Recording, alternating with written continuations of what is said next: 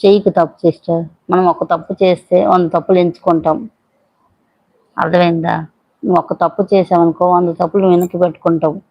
వీళ్ళ పేరు పెట్టాలా, నా పేరు పెట్టాలా, కామెంట్ చేయాలా, వాళ్ళ పేరు పెట్టాలా, యాడ్ చేయాలి, ఇవన్నీ చేసావా లేదా? ఎంత ఇబ్బంది పడ్డావు.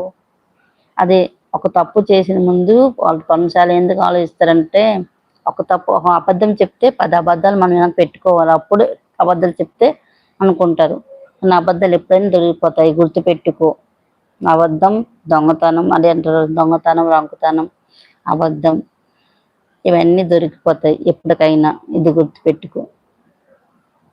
అబద్ధం ఎప్పుడు సక్సెస్ అవ్వదు. అంత కలియుగమైన అబద్ధం సక్సెస్ అవ్వదు. నిజాయితీకి వెళ్తే నిజము లైఫ్లో బాగుంటాము. నిజాయితీకి వెళ్తానికి దారి ఉంటుంది. భగవంతుడు ఉన్నాడు, చూస్తాడు ఎప్పుడు. ఓకేనా?